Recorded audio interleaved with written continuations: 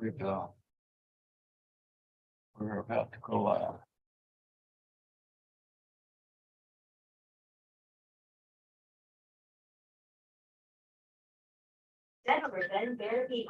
Actually tried to get some. I'm coming out of there and get come out of here. It's not like.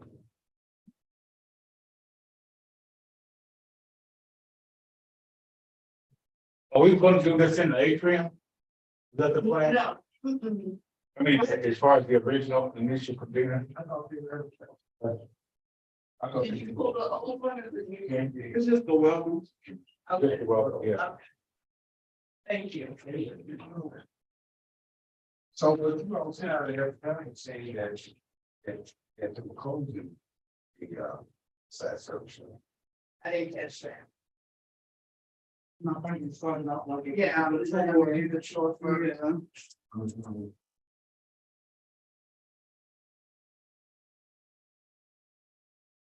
Well, Kevin, since there's, the number that we have, we want to just table and kind of We can do that. as a group and be less formal about it. We can certainly do that, Yvonne. Yeah, so. Otherwise, we're kind of We asking. can do that. Yeah. That's true. But, we're still a little bit in the grace period, and I'm sure that, because we had how many people RSVP? About 24. Yeah, so I'm sure there's still gonna be. Some people are. We're still a little bit in the grace period. Deborah's out there. I think just because it's such a funny time, a lot of people don't get out till they pass 31. Yeah. So, one of the things what we can do because of how we built out the agenda, there's some things that we can condense. Give people more time to put that. Yeah. I'm not gonna say that we holiday season. Well, I'm gonna just get us back to the PowerPoint. Where did that go? Here. Well, thank you. We can do the presentation. Yeah.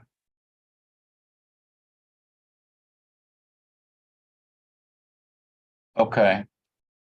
Well, give me just 1 minute, Yvonne, and I'm gonna suggest, let's give it 4 more minutes to 5:10, and then we'll start the program.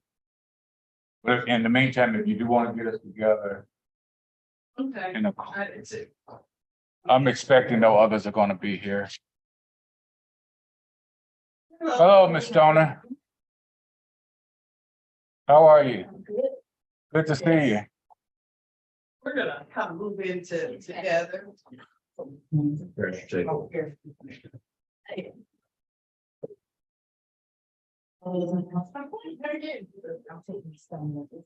I'm living in.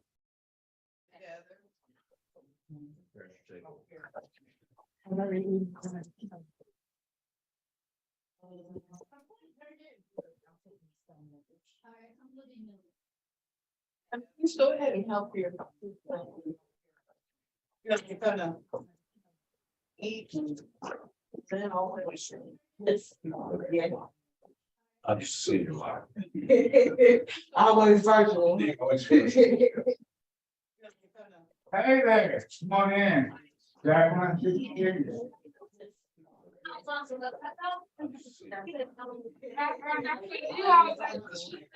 Well, I think that's.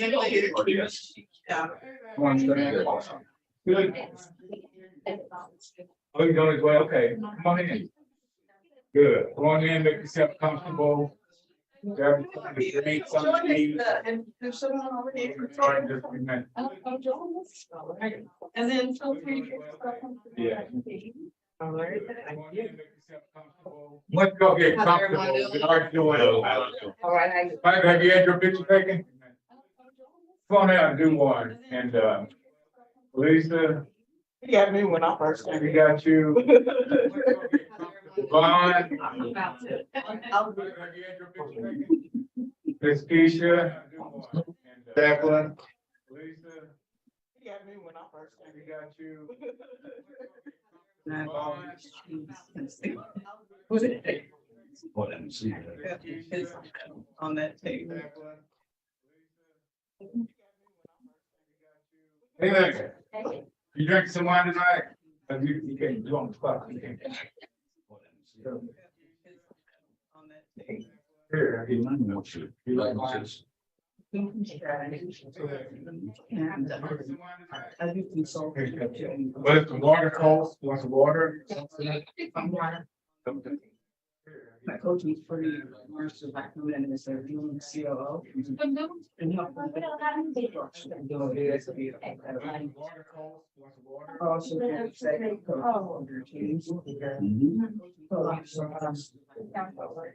I'm already going to prepare. Companies. They're just.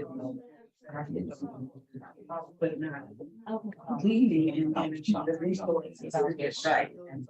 And so that's what I want. Hey there. I work with them to self-government.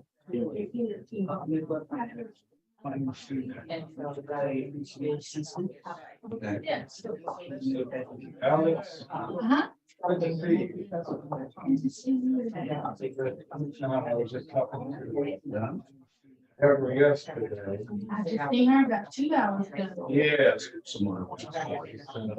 We was probably. Good to see you. Would you like some to drink? Water. Water. Well, chicken salad. I think all of them. Okay.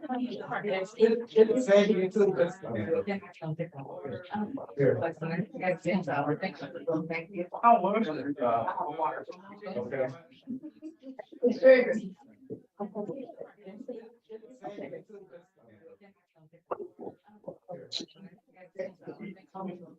I know. He's there for nice. Yeah, and a good hour. Yes, he's, that's a good. Yeah. And.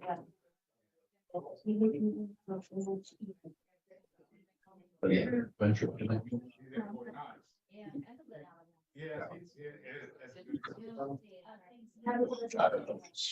It's fine. That's fine.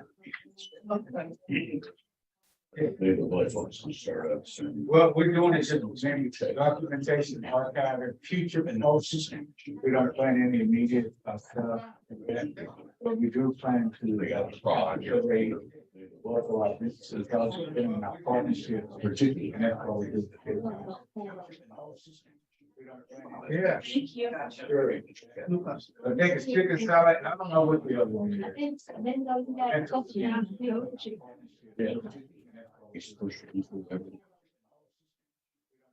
Do I have to say it here then? We did. Did I use the line up?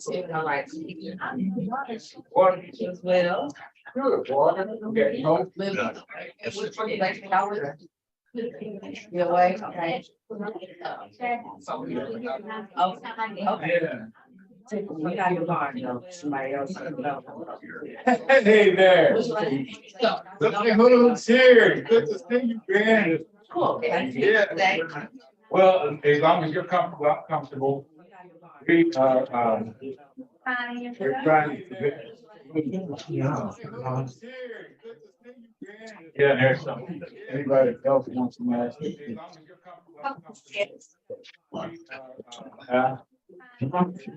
I don't. We'll get some of the best. There should be some on the table. Do we have any bids?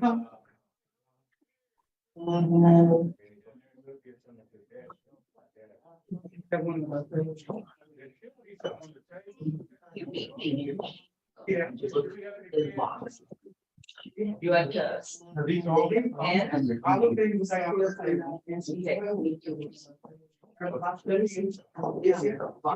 okay, so on the counter, Okay. Running corner, on this now, I should sign in. Yeah. Okay. So on the counter,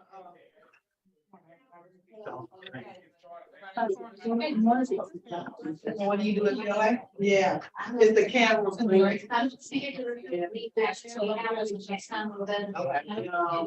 Join coming down? Did you just start? This 2 years. Okay, because I had met, what's the deal? I remember something that. You from True. Oh. So the sign up sheets on the tables are not sign up sheets for the meeting, it's sign up sheets for the board, but I will walk you through that process, so don't worry about filling that in. Yeah, it's not update. I'm gonna join DOA last year as, change the election a little bit. That's the sign in sheet. Sign in sheet and, yes. Where are you? Economic development. Yeah, it's all. I didn't join this. But I did that in 2016, I was the grade supervisor. And you sign. Thank you.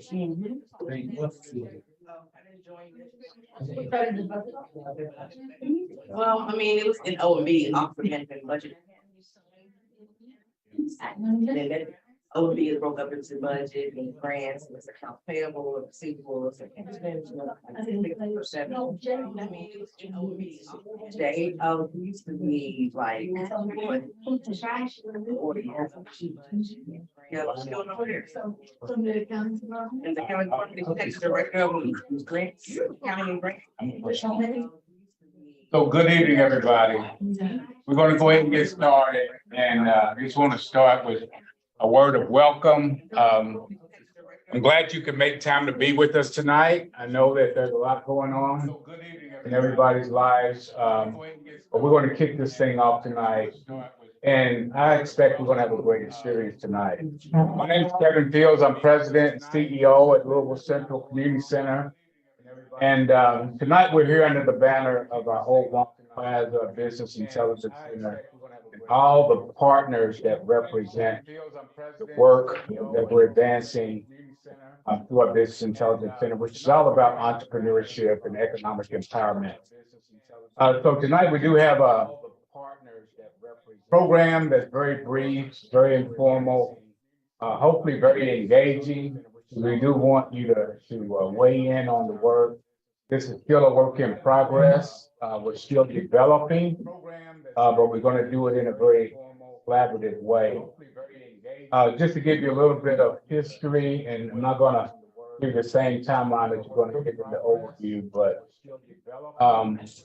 Walnut Plaza, actually, we opened our doors initially in 2012 here when we, as a corporation, moved into this campus at 1300 Ali, and at the time we were still building on the incubator in the plaza. And then as time went on in 2018, we actually started leasing out those spaces and started moving in, and we've had some great success with bringing businesses, predominantly minority Black-owned businesses, to locate here, and really excited that as of this year, as of this month, we've reached 100% occupancy in all of our spaces in Old Walnut Plaza. But I must admit, one of the things we've learned in terms of being a landlord to businesses is that it's a dynamic process. Things are always changing. People come, people go, and there is a revolving door effect. We have people moving out. But the good news is the demand is high enough, and the opportunity and the means and the resources are available to support businesses so that they can locate here and be successful. So we've been in that business of making this small business incubator that we call the Old Walnut Plaza go. But as of this past May, in partnership with many entities, including the Rotary Club of Louisville, SCORE, the SBA, the Small Business Development Center, Louisville Forward. And the list goes on. We back in May, we opened up our what we call Business Intelligence Center. So it was an opportunity for us to move beyond just being a landlord for business development and entrepreneurs to locate here, but then we were going to give them support services and some wraparound support and to really help them to be viable. So that's what Old Walnut Plaza and Old Walnut Plaza Business Intelligence Center is envisioned to do. So we started in May. We've had great success. Tom Crimmins Store was one of our first workshop series. Completed that, had great response, great attendance. We worked with Rhonda Jones, with SBDC. Another successful series focusing on financial education with small businesses. Sharon Johnson, who just comes in the room, did a series of events with us, first with a session on a project that SBA does called Thrive. Then we've also partnered SBA with some other initiatives, working with Tiffany Williams of Eternal Realty, and really had a great experience with the 5 C's of credit, helping entrepreneurs to be credit worthy, able to access capital. So all of that happened in just a few short months after we opened in May. Then we, from there, got right into the process of planning our 6th annual economic mobility summit, which most of you who are here today were there as a part of that. So I certainly want to say thank you to everybody who was a part of the planning committee, who was a part of the production team, who served on panels, and really made that event go. So far, the feedback has been great, but a part of the program tonight is to let you know what we learned out of that. Because a part of doing these community engagements is to empower community voice so that we can learn what the issues are more substantially, more empirically. And we've done that. We've started to collect that data, analyze that data, get the lessons and nuggets of knowledge out of it that helps to inform us, helps to empower our work, but also helps us to continue to build this network of partners. So I just want to say, that's what we're here for tonight. We are going to reflect on what we learned in the summit. So there is a period of reflection. But from there, we're going to talk about what's, the future for the next iteration of services that we're going to offer. But the thing that I'm really, really excited about is we're going to hear from Devon Hankins, who has joined us as our entrepreneur in residence. I'm really excited about what Devon has done in just a short period of time. And you're going to hear that tonight. This new trademark concept. You talk about innovation, right? We're creating some innovative ideas, but ideation to launch. Ideation to launch is a new model that we've crafted. We started our thinking with that same idea. When you look at the bubble map in the BIC, you will see 6 bubbles that talks about, we want to take individuals from idea to launch. But Devon has put her expertise and her spin on it. Now we've got 8 phases, and that has a lot to do with the research and the data we've collected and the expertise that she brings. We got 8-phase process of engaging entrepreneurs. And I'm really excited about ideation to launch. So we want that to be a part of the lexicon, a part of the language that we're all talking about as partners, is this model of ideation to launch and how that will be an innovative way to create more entrepreneurs. The case statement behind why we're doing this work is really simple. Everybody knows it, but because we're documenting this, I just have to restate it, the obvious. There is a tremendous problem that needs to be solved. A wealth gap compounded by this huge disparities when it comes to economic empowerment, economic viability. The easiest example to articulate that is to say that in this market of Louisville, Jefferson County, the African American community, when you add in the Hispanic Latino community and other minorities, probably approaching 25% of the population. And we're becoming more and more diverse as a population. But when you look at who owns businesses, we're down in the low single digit, right? We're talking about a 10 point disparity, that we need to address. So that starts with just, we got to change the mindset. We got to create a new culture in our community. And we got to create a mindset that suggests that everybody is an entrepreneur, or at least has the potential to be an entrepreneur. And so what we want to do is create a system that puts everybody on that pathway where you can come in with that idea, and to use Devon's example, I hope I'm not stealing her remark, but you can come in with an idea on a napkin, and that you can get the kind of support that you need to take that from an idea written on a napkin to launch a business. And that's what this whole ideation to launch model is conceived to do. We want to be, in the community at the earliest point of conception when it comes to new entrepreneurs. We know that we are part of a broader ecosystem. There's other people doing entrepreneurial development, incubators, accelerators, a lot of special initiatives, and we're proud to be a part of that ecosystem. We're proud to be collaborating with all of those entities. But we also want to make sure that we can create ground floor opportunities. Anybody in our community that can come in and get on a pathway of success. So I'm going to stop with that as a welcome. We don't have an MC, so I don't know what's next on the agenda.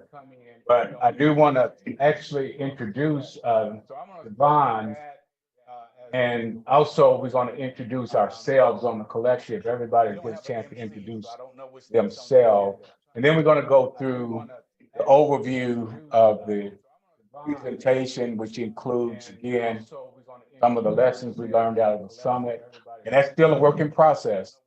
There's still research that's underway to collect data, analyze data. I really want to thank Melissa Birch, our executive assistant, who has been our resident expert of collecting this data, calling through this data, watching hours of video, catching key points that people like Matthew Harold and Dave Christopher and all the other panelists that you're going to learn about.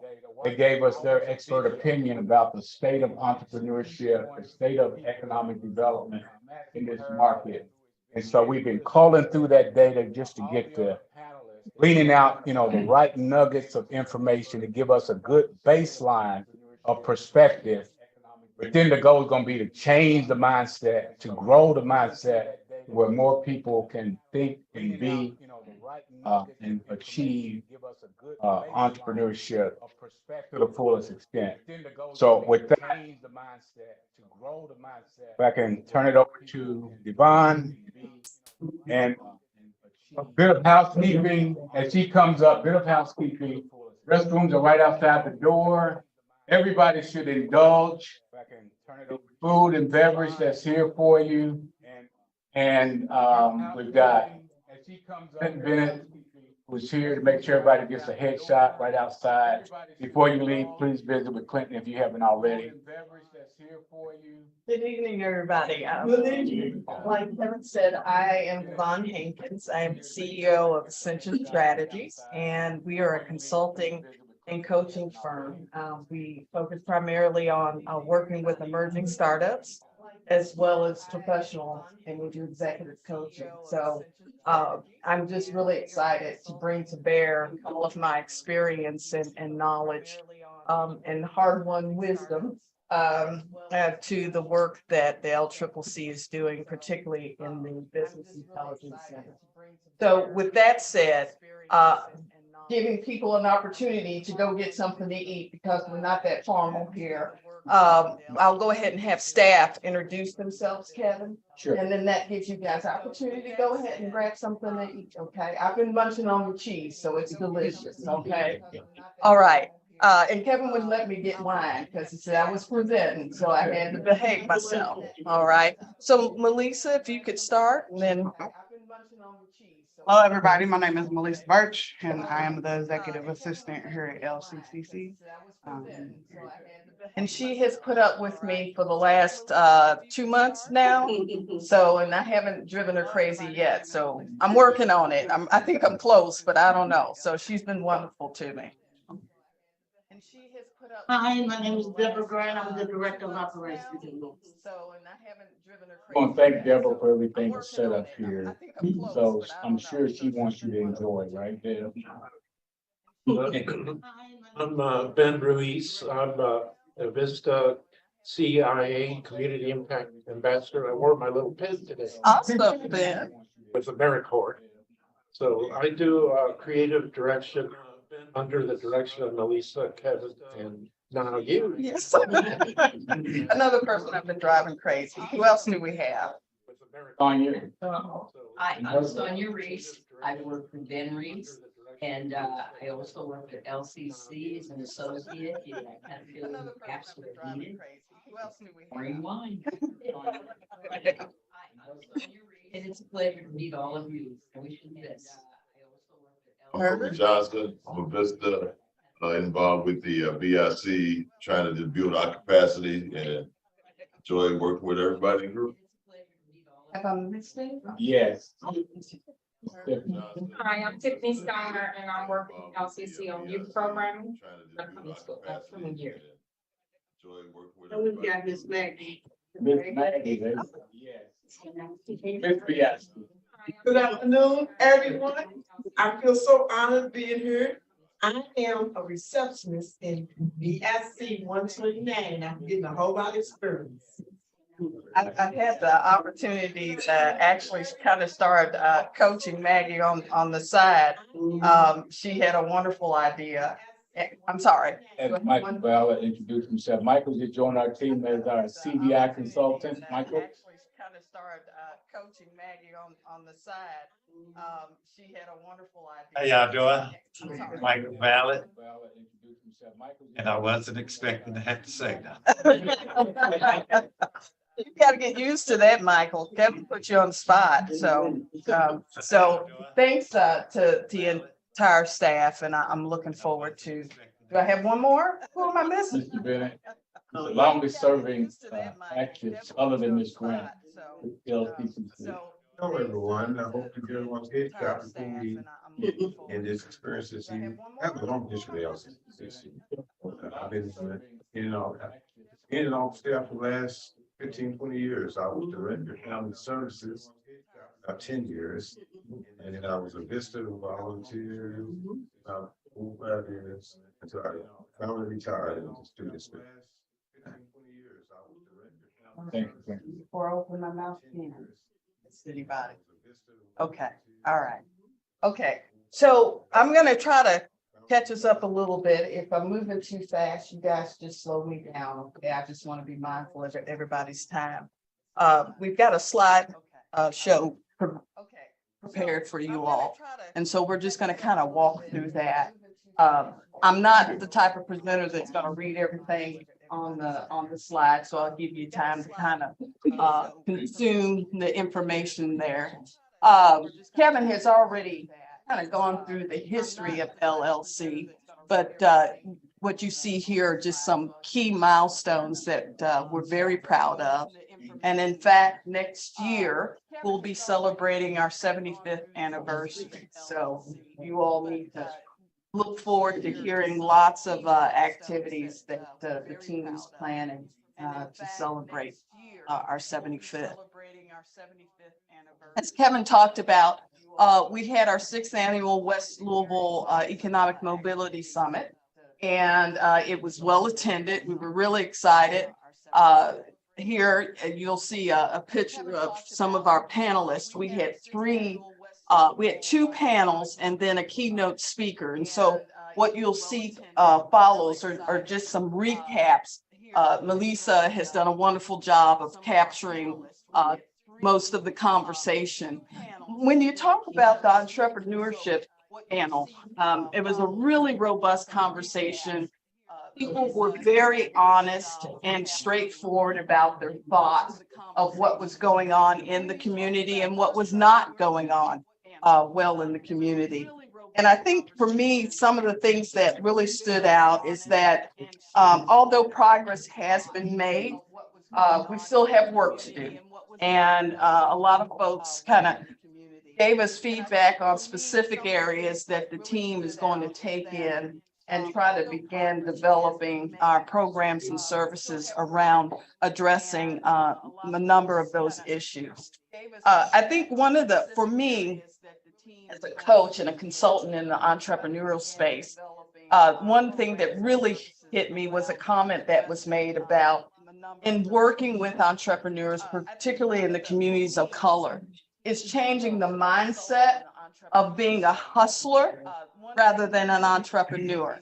And the way you approach your business heavily depends on your perspective. And that the conversation came around pricing and how people had trouble pricing and how they were quick to give a deep discount because they weren't sure that their service or their product had value. And a lot of that lent itself towards the mentality that they had of themselves, that they had taken that side hustle, right? And they had decided to formalize it, but they still were not seeing themselves as entrepreneurs. And so that's also something that we want to tackle and begin to understand the psychology of being in business, right? Another thing that kind of struck me as I sat through the meetings or the panel was the talk of capital investment. And we've talked a lot about working on improving access to capital.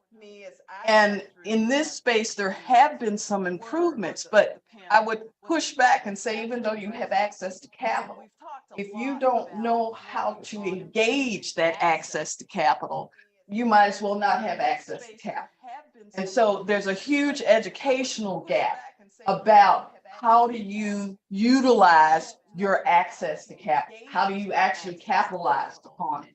How do you go ahead and gain capital without losing ownership of your intellectual property? And oftentimes what happens is just that in our communities of color, for our entrepreneurs of color. Often their IP is compromised and they lose control of the very idea that they came up with because of trying to gain capital to afford growth and expansion. Okay. So our keynote speaker was Laura Douglas, and wow, she gave just a phenomenal speech. And she talked about the West End Opportunity Partnership, which is just an absolutely phenomenal effort. And I think there's a lot of excitement about their capability and capacity to really change the ecosystem and the landscape of economic mobility within the 9 neighborhoods. So this is just kind of a recap of some of the top data. I'll just go over some key things based on my experience in government, which is really rare, is that there is a representative from each of the 9 neighborhoods that actually sits on the board, the decision-making body. And I think that is really key. I think the other thing is that there's an annuity component incorporated into this, in that there's a 20% tax incentive that comes back. So it's a renewal of funding. So, you know, they're not having to go to the funding trough, the asking trough, right, annually. So there's sustainability built in from a financial perspective. So, they're not having to go to the funding trough, the asking trough. And then we had a set of panelists about economic development. And I think that was a very active one. We had a lot of folks who were our expertise in their areas of work that they were doing. And they really were speaking from the heart. And I think, for me, a lot of the comments that came out of this space is that many of the panelists did not see themselves as competitors. They saw themselves as collaborators.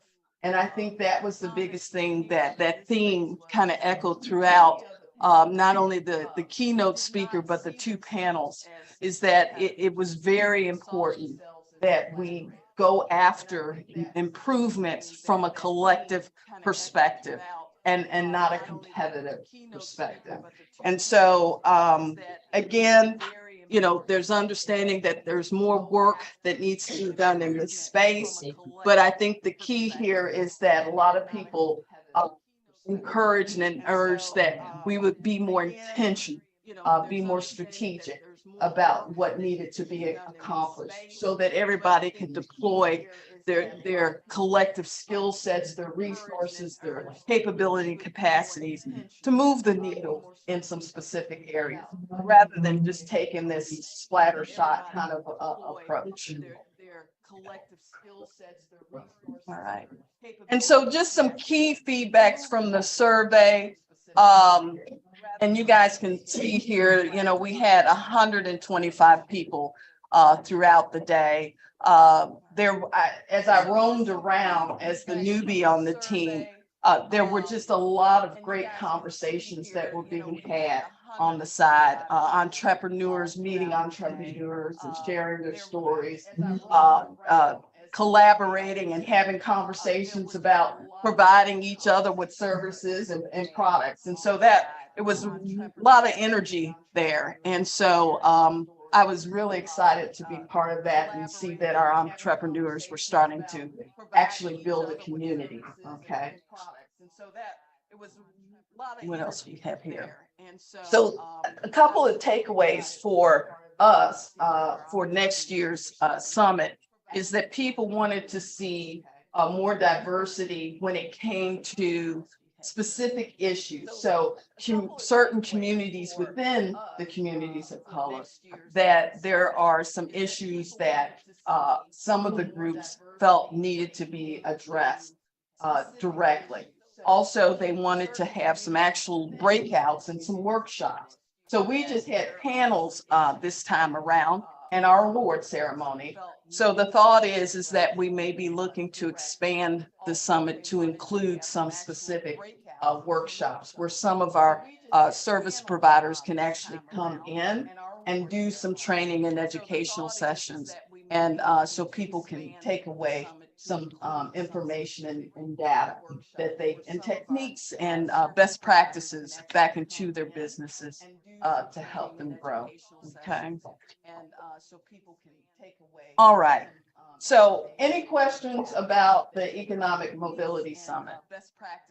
Okay. You guys are quiet. All right. Big. Are you gonna say anything about the awards themselves? Well, did we, I think we back up. So here's our awardees for the 2022 Sam Watkins Jr. Light the Way Entrepreneurial Excellence Award honorees. I don't think we have the names, but we had several honorees, awardees, and each of them gave very heart-moving speeches about the work that they had done and their journey as entrepreneurs and participants in this space, working towards economic mobility, not only for themselves, but the folks that they serve. Thank you. I want to point one thing out.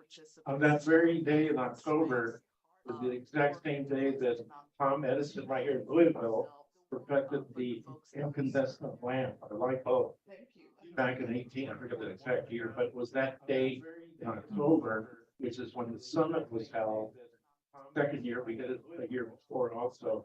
It's very significant because he lit the way. That was the year that GE bought him out and started the GE company here in Louisville also. And we also find in the fact that we're here on Muhammad Ali Boulevard. Muhammad Ali lit the way general, and then Sam lit the way for entrepreneurs. So that award is a lantern made out of copper. So it's got a real good value. And we tied it into these three outstanding people here in Louisville, including Sam, who's, taking, paving, lighting the way here with them. So. Thank you for Absolutely. adding those comments.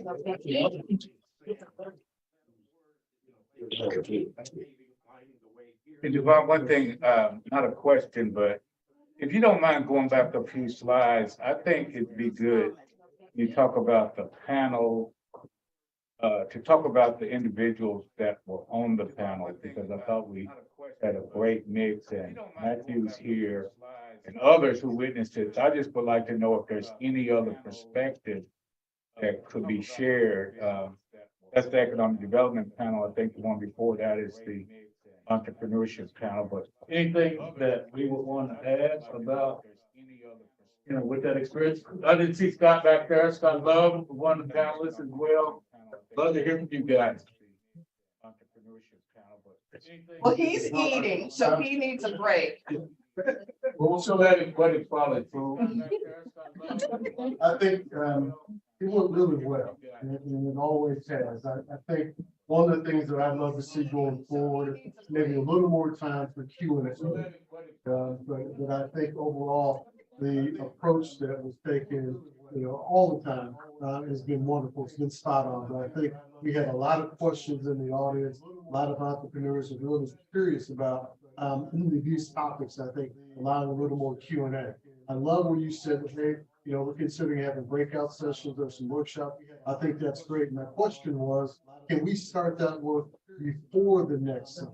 Yes. We can have some momentum going into the summer, having held these workshops and breakouts ahead of time. I think I just got another to do on my thanks. Okay, no. If anybody knows anything about me, I'm a certified project manager and trainer. So every time Kevin gives me a task, I'm like, okay, let's set the timeline. We got to allocate resources. Like, what am I working here with? So I appreciate your input, your feedback and encouragement for moving in that direction. Yeah, I appreciate that too. I'd just like to say, as participating as a panelist, one thing that I really enjoyed was the ability to network with people that, I had heard about doing good work, but never had an opportunity to meet in a very specific environment, where we're talking about how we collaborate, how we support, how do we grow, and how do I share my access with you so that you then have access to the same things that I have. So, what I found particularly in development is collaboration is key to success. And being in the room with other like-minded entrepreneurs, particularly Black entrepreneurs, we've got a very specific vision, but we also have a very specific set of circumstances that a lot of entrepreneurs don't have. And to be in a room where you can network and learn how to overcome some of those obstacles was hugely impactful for me. As a matter of fact, it's still using some of that stuff that we learned. And I think for me, on a personal note, that was probably the most powerful thing, this understanding that we did not need to compete, we needed to share more, right? And a lot of times, when I'm out in the community and I'm working, when people start talking about, oh, well, I don't know if I want to share that resource with so-and-so, and I don't want anybody to know what I'm doing. And I'm thinking, this is one, the mentality of Black, and I think that concept came up. But it's like, they're like, I want my piece of the pie. And I pushed back and I said, well, wait a minute. there's no pie, first of all, you need to understand. And if you want your slice of the pie, then you are only getting a small sliver. I, quite frankly, want the pie making company. So, you know, you have to come at it from that. And I think just changing the mindset, right? When a person steps into this space, right? Because the world will tell you that you have to be competitive and you've got to drive through. And that is not the world of today after the pandemic, right? It's all about collaboration and collective impact, right? Yeah. That we're held accountable for, but that we can show performance for, right? And that was another thing that came out. I think it was in you all's panel where they were talking about performance-based lending, right? And I think that's just another key thing. Is it more challenging? Yes, but it's better for the entrepreneur in the long run, you know? So anyway, thank you all for your input.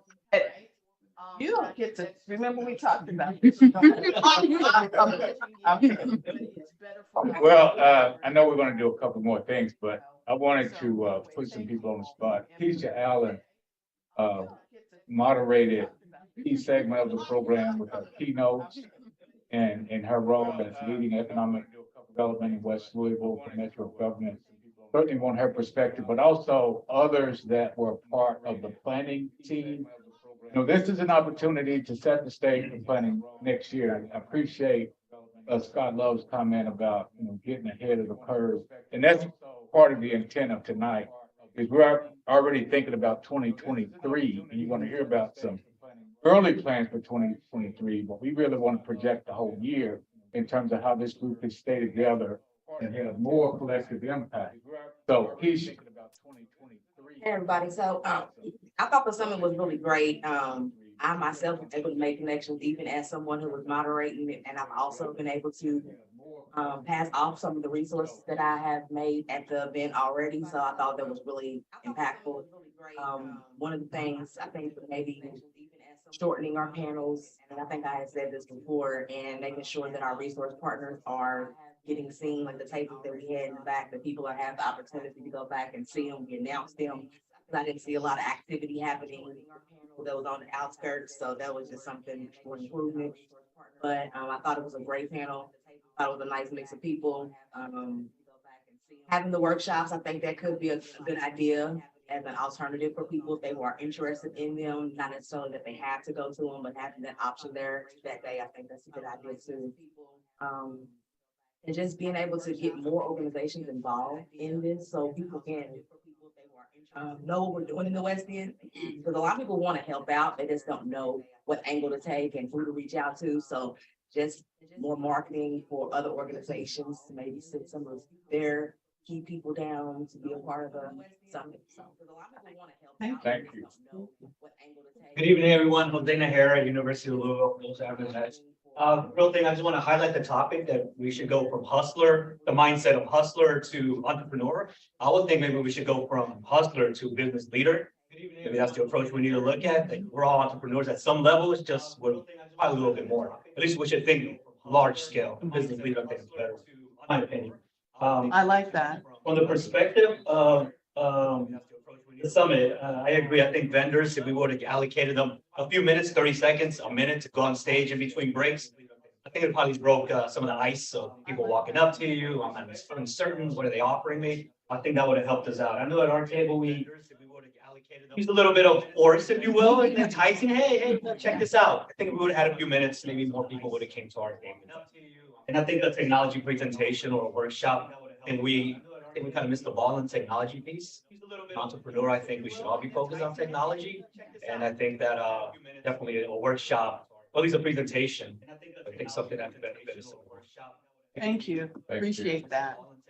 Now be prepared to hear from me now. Oh, send it. Okay. All right. Yes. I just wanted to input to the people that are new starting a business. We started a business 52 years ago. Me and Mr. Ben over there.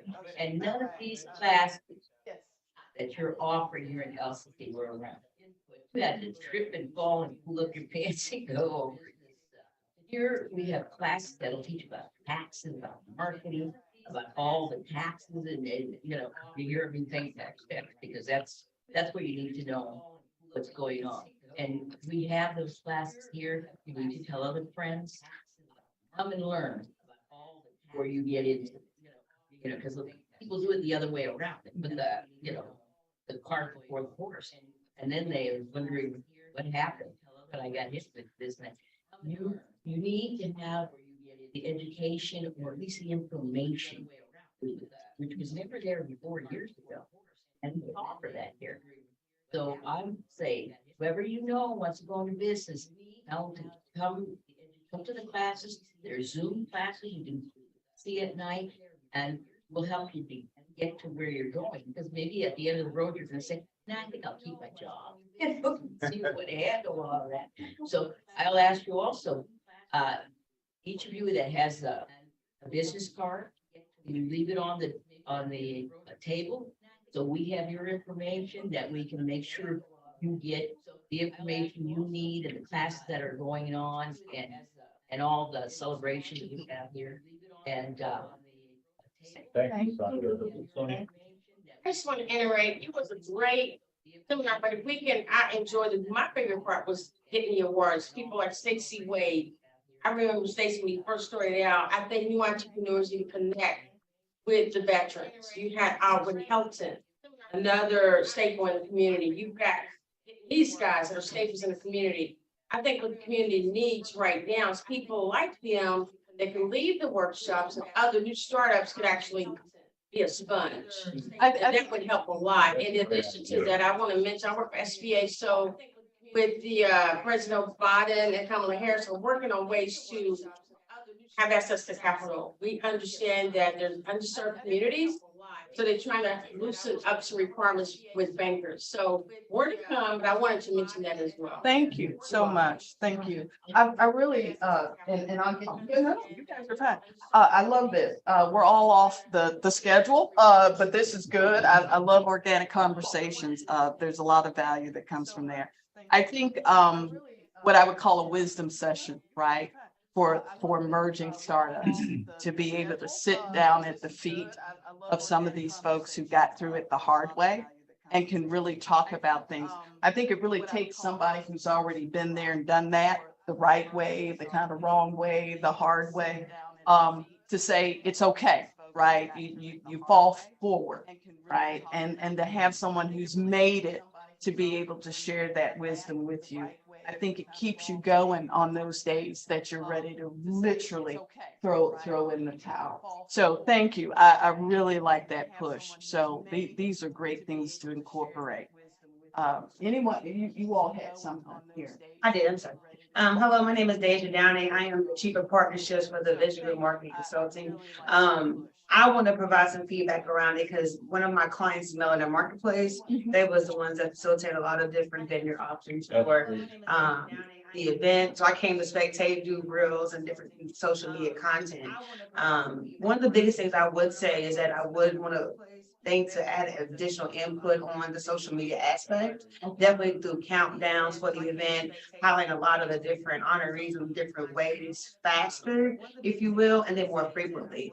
Social media is key right now. So between now and then the event coming up soon next year, how can LCCC, the other partners definitely help amplify what's soon to come. So that's just building momentum consistently to give it more bios with the people as well. I think that's just. Do you do that? You do that kind of work? So, did you get her name? I see that. Okay. Spoke up. If you speak up in this room, it's over. I got you. It's super important because social media, I'm not even watching TV right now. Yeah. I listen to radio. They're only on social media. They're watching reels. They're literally on there scrolling until they fall asleep. So that is the way, and that's where everybody's going in the digital space. So. She also had a drink. They should tell them about the drink. Oh, dang. The flyer out today. Hi, everybody. What's up, yeah. So we actually have a workshop coming up, strategic goal planning workshop, December 17th at Simmons College of Kentucky.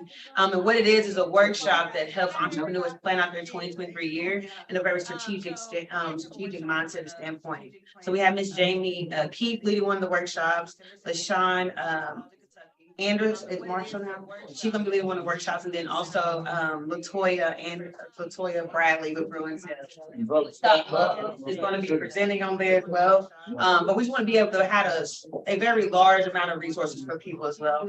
But the grant, let's talk about the grant. So my company this year is going to be giving away two $5,000 marketing grants that will help with a lot of things we just talked about for 3 months.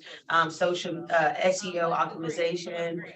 It also will go into how to have your press kit ready, and then also like your headshot for your business as well. And then also they go through workshops with us as well. The reason why I did $5,000 one for a nonprofit, one for a for-profit, is because of the fact when I started my business, I asked my parents, of course, for $5,000. They looked at me like, yeah, you like it. And then just really provide a resource. So that grant can be applied to those resources to pay for them. So yes, That is amazing. Yeah. That's so cool. Yeah. One for profit, one nonprofit. I know, for profit. Oh, yeah, go sign the clock right there. That's so cool. Yeah. Okay, well, thank you for that. I appreciate that. Yes. One for profit, one nonprofit. Oh, I was okay. just gonna say, just going back to the workshops, if I was thinking to have like lunch and learn series here at LCC, just a way to network and the entrepreneurship. And then maybe even a speaker series. Have speaker series come, some of these key leaderships in the community, come speak, reception and this kind of things like that. Next Sunday. Can I just say one more thing? No, okay, yes. About access to capital, I feel like a lot of our lending people, they're lending with equality and not necessarily equity. We're throwing the word equity around a lot, but they are not really being equitable, because equity is meeting somebody where they are to help people get up. But if you're just doing equality, you know, access is equality. Yeah, you can have the application. That's equality. It's not equity. So if we can just start saying that more and more and more to everybody, letting them know, thank you for allowing me to apply, but that's equality. That's not equity. Equity is still allowing me to get approved, even though my credit score is 580. I just want to say. No, and I think what you just hit upon was part of the feedback that we got, that it's okay to have access, but if you don't, if you can't get in there and capitalize on that access, right? It's not beneficial to me. So I love that point. Anybody else? You know, would it be a good time for each table to each person? Yeah. You are, yes. That we use that, I'm going to hear from these two ladies on here. So what we're gonna do is, you guys are just sabotaging my agenda. No, I love this. Why don't we start in this corner? I'm gonna catch you off guard. Right there. She's not trying to look at me. If you could stand up and share with us, give us your name and the organization you belong to, and if there's a service or product that you'd like to tell us about, please feel free to do so. Stand up and share with us, give us your name and the organization you I'm belong here to, as a if guest there's in, good things to be putting in there. I actually did my internship for my master's degree about 20 years ago with Global Central Community Center. And just to come back and set in a setting such as this, it's a great honor. Thank you. Good evening, everyone. My name is Scott Love. I serve as Executive Director of Local Initiatives Support Corporation. We're a national CDFI of the local office here. I'm pleased to see everyone this evening. A lot of familiar faces. Good evening, everyone. My name is Scott Love. I serve as Good evening, everyone. My name is Matthew Here. I'm the CEO of APK Development and Construction. We are an MBE certified developer and construction company here in Louisville. Good evening, everyone. Hello, everyone. My name is Omar Hayash. Excuse me. The president and CEO of the Kentucky World Trade Center. I also teach entrepreneurship in the MBA program at the University of Kentucky. Omar, thank you for coming. I already introduced myself. I'm an old friend of all of my stuff. Next to him. So thank you. Omar, thank you for coming. Good evening, everyone. My name is Kim Young. Thank you for having me. I'm here as a guest with Mr. Kevin Fields. I'm also the CEO and founder of Cycle Breakers Breaker Chains Incorporated. And basically what my organization is, I'm offering the solution to the crisis of gun violence that we are experiencing here in Louisville, Kentucky. I'm also a master's of a social worker / therapist and a parent of a gun violence survivor, and I'm passionate about the work I'm doing, and I'm glad to be here this evening among everyone. Thank you. Hi, I'm Alexandra Abel. I'm with PNC. I lead the Minority Business Banking Group for Kentucky and Ohio. Within our group, we're a little bit different than traditional business banking. We start from the education piece, so we work with minority business owners to make sure they have their financials together, business plans, so then we present their package to underwriting. We have a good solid foundation, so we gotta, get them the access to credit and capital. Would you like to speak again? You're good? One time is enough for you? I am so sorry. Okay. I'm so sorry. Hi, I'm Christine Cosby Gaker. I'm with Halo Media. We are a PR agency here in Louisville, so in addition, excuse me, I'm just getting my list out. But in addition to that, I am founder of a nonprofit called Struggle Race, where we support and advocate for Black struggle survivors. And she's Kevin Cosby's daughter. Today. Because he's been behaving. Because being said. Oh, okay. Hi, I'm Tiffany Stoner. I'm with TMS Consulting as my consulting business, but I also have a nonprofit in this house. I'm the founder and director. It's a home for single women that have cancer. The women come into the house where they receive treatment, but I'm also consulting the fields for the youth. I'm a social worker of 27 years. We're excited to have you on the team. Hi, I'm Libby Mills, and I'm with Volunteers in the United States, and my title is Senior Director of VOA Justice. But in my daily life, I oversee the restorative justice projects here in Jackson County and 2 other sites across the state. And I've been in social work for 7 years, and I'm also a licensed marriage and family therapist. Hello, everyone. My name is Keisha Allen, and I'm the Senior Economic Development Manager for West Louisville. Basically, what that means is that I'm a liaison for the community, back to the resources that Metro have, and any other the resource partners that we have in our community. I like to use the 3 C's: I connect, I communicate, and I convene meetings together so we can do awesome things in the West Louisville community. Back to the resources that Metro have, and any other. See everybody. Tom Crimmins. I'm here primarily with SCORE, a little bit with Rotary, and had the pleasure of working with Herb and Maggie and the team and working to put on our SCORE workshop series last summer, and looking forward to doing more of that. By way of a little bit of background, I've been pretty active with SCORE the last couple of years, but as Scott Love knows, I've spent 25 years as a franchise consultant, so I've helped people get into business through franchising years, and this is a little bit my way of continuing to do the stuff that I've always done. And Thank you. Franchise consultant, so I've helped people get into business. I'm Herbert Johnson. I've been in corporate America all my career. Thanks to Kevin, I got involved with the BIC. I've enjoyed the opportunity to get around entrepreneurs, learning different techniques. The thing that I would say is like, it's business. So everything seems to be pretty much the same. And I enjoy just the collaboration that I've enjoyed for the last 30 years, but now there's individuals in the community that's so, just keep pushing. Pretty much the same. Hello, everyone. I'm Sharon Johnson. I've been doing this for quite some time. I'm now currently with SBA, which is Small Business Administration. Our goal is to help you grow, start, and expand your business. In addition to that, I work with Kevin. It's a privilege. It's an honor. We're doing a series of workshops. Y'all mentioned access to capital. That's been an issue for my whole career. So my goal is to provide some workshops here locally in the West End, where I'm from, And one of the workshops we're providing, partnering with one of your tenants, is a 5 sister credit.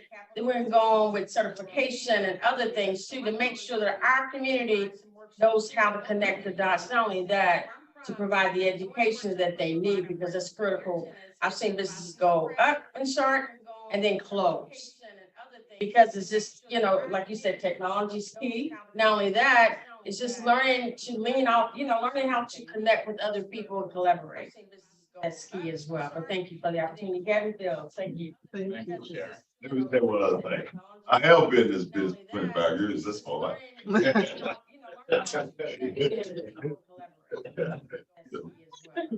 Okay, Maggie.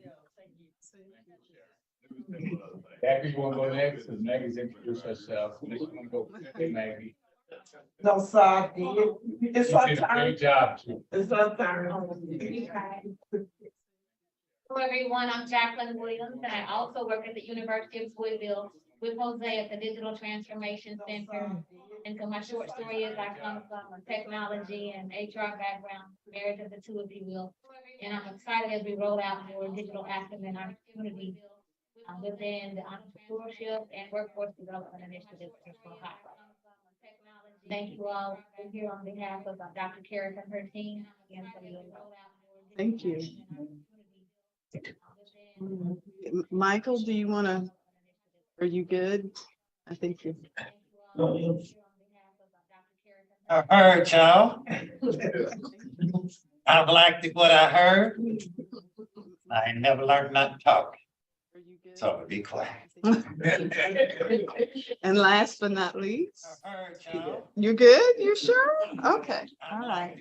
One thing I would add is, on behalf of, kind of piggybacking on Tom's presentation, I, as a member of the Rotary Club of Louisville, am chairing the Diversity, Equity, and Inclusion Committee. So I would be remiss if I did not talk to you a little bit about Rotary. Kenya Wade has just became a Rotarian. She just submitted an application. Well, still pending, but it's going through board review right now. So I would be remiss if your friend, protege Keisha Allen has been showing up on a regular basis. And I'm not going to give you the Rotary pitch, but it is a new day at the Rotary Club of Louisville. We are being more inclusive, more diverse. We're growing and emerging. And it's all about service, right? One of the big service projects that Rotary is doing is the West Louisville Housing Initiative. Some $5 million being raised to support first-time home ownership opportunities for 50 families, minimum of 50 families in West Louisville. We heard from the leadership, Denise Sears, Luke Schmidt, on that, you know, during the summit. This project that we're doing with SCORE is a service project of Rotary Club of Louisville.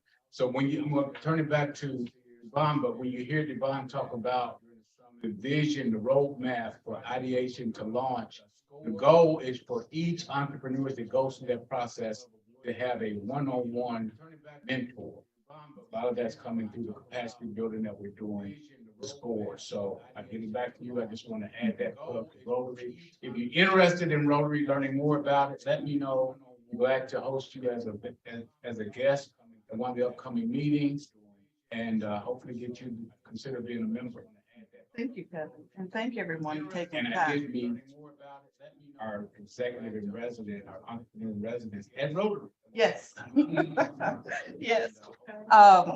And I was fascinated by the stuff he told me. We met, I think I might have come here so I could have a tour, and the rest is history. So thank everybody for introducing. I'm going to go ahead and kind of start with the Business Intelligence Center. It is LCCC's business incubator. And the team here started, the concept of it was to support entrepreneurs, okay, at pretty much at all levels. And without any funding, they put that idea into motion. And so in May of 2022, they allocated space here at Old Walnut Plaza and began working with community service providers to start providing key aspects of training and development for entrepreneurs. And so, obviously, we're looking at communities of color. We're talking about economic mobility, but it's also about being able to develop the entrepreneur and help them evolve their business. And, to your point, Karen, that, entrepreneurs come and go. This is also about sustainability. So when Kevin talks about mentorship, and we talked about the wisdom, right? Pairing wisdom with the newfound entrepreneur. It's to make sure that if we start something, okay, that closing that gap is not just about pushing them out the door and saying, hey, we wish you well, and that you grow. It's about continuing on with them on that journey, that as they grow and scale, they can always have a space to come back to resource. And if they don't know where to get it, we surely will. Okay. So again, I'm not going to read all the way through the slide, but you get the intent of where we're going. Again, who we serve, startups. And I'll get into the model that I've co-created with Kevin. But the point is to meet the entrepreneur where they are.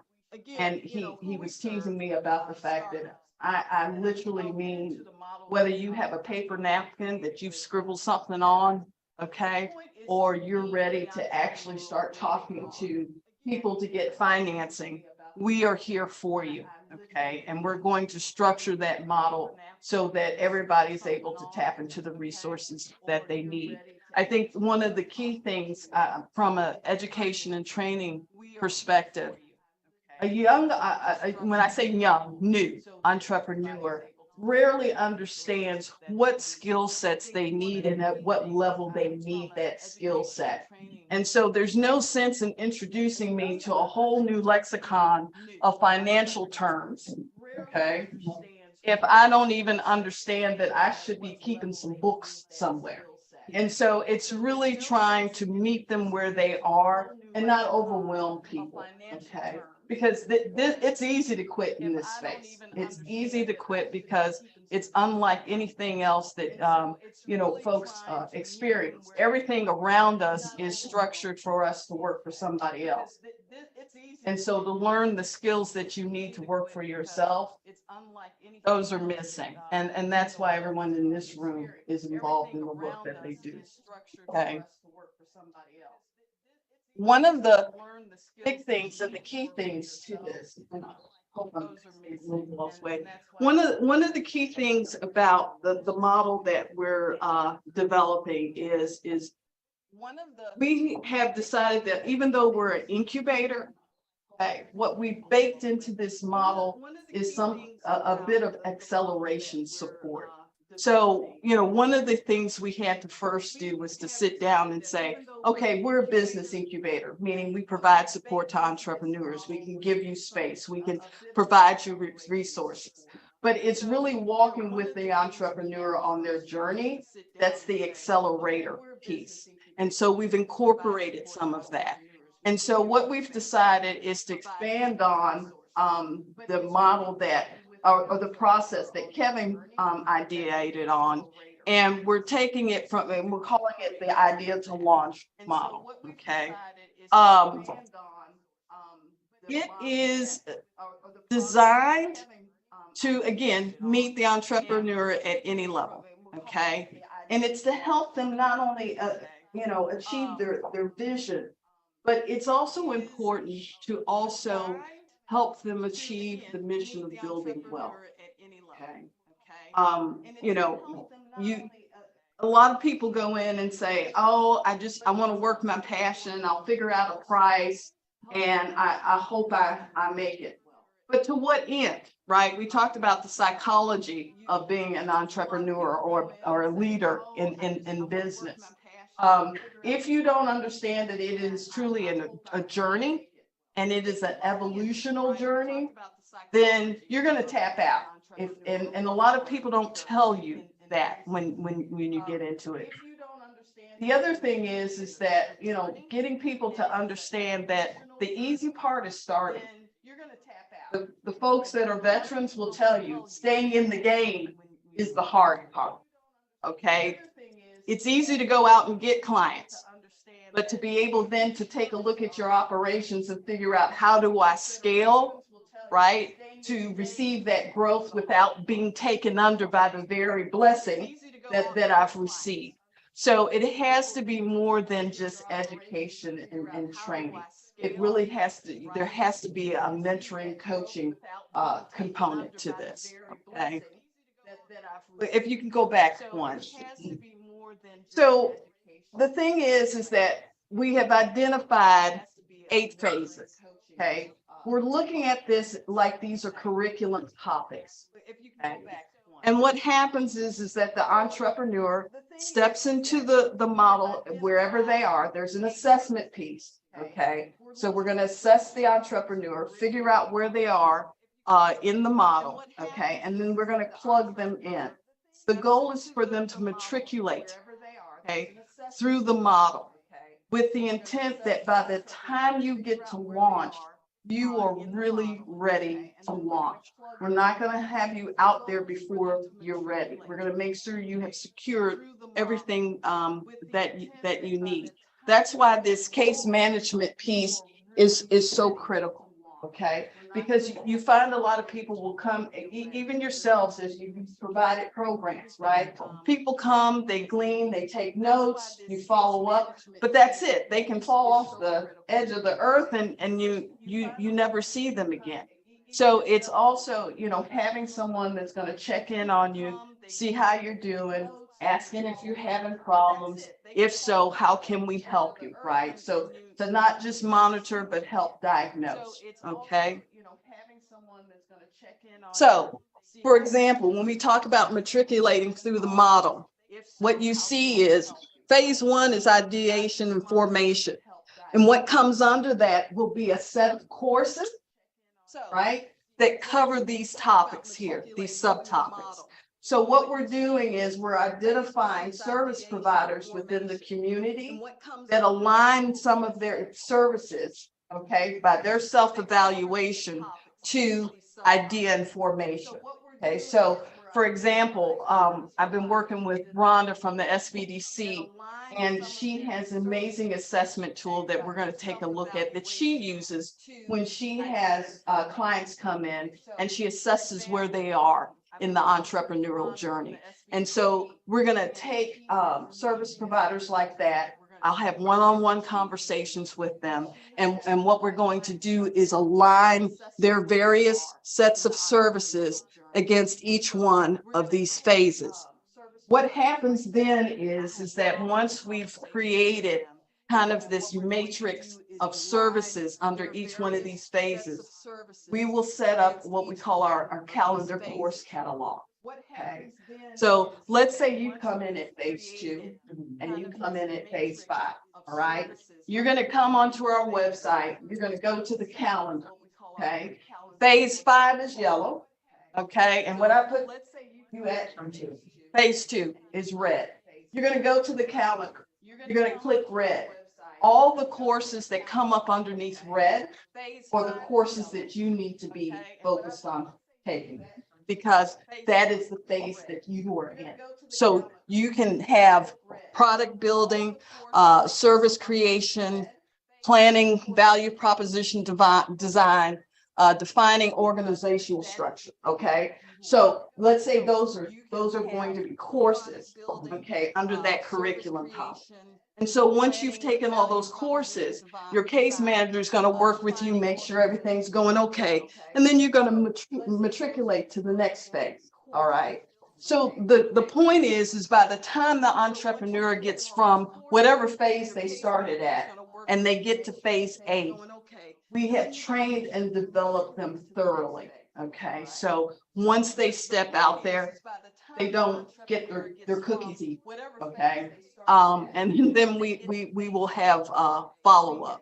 I'm gonna take a break there. This is just a really high level overview. We've got a lot of work that's happening behind the scenes to get this really fleshed out further.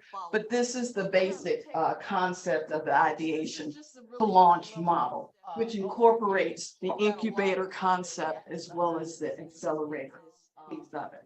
Okay, I'm gonna stop. Do you guys have any questions? So how, my biggest concern is when entrepreneurs, especially African-American entrepreneurs, we learn better when working with our hands from a learning style, right? So we read, write, kinesthetic, all those different type of learning styles. So are some of these courses going to be where you can actually do the model on your own, like without pre-recorded? Are they going to be in person? So most of these are in person. So like what you're doing with your team, okay? So let's say I'm on phase 2 and I want to focus on product building, and there's a course. Let's say you're providing that, okay? Right.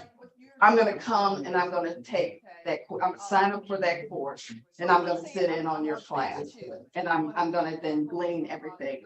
One of the things about what we're doing different here than we have this past year is that there will be key outcomes.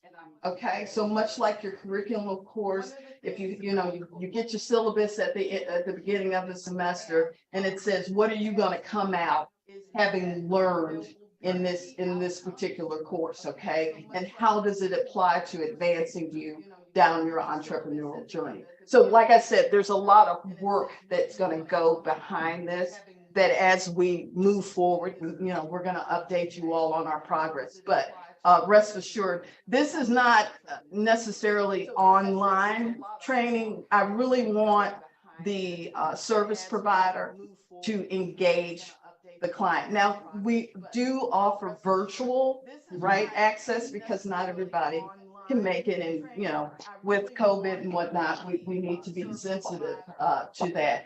But heavy engagement, okay? So I'm with you. It has to be heavy engagement built into this.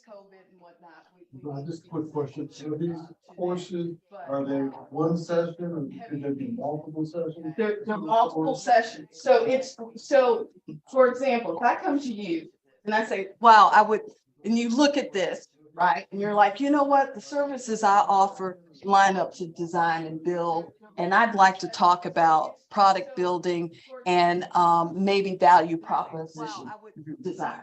Okay.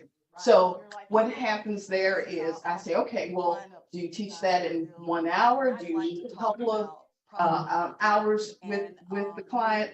What does that look like? And so each of these are going to be unique in time frame, okay, and in depth, okay, again.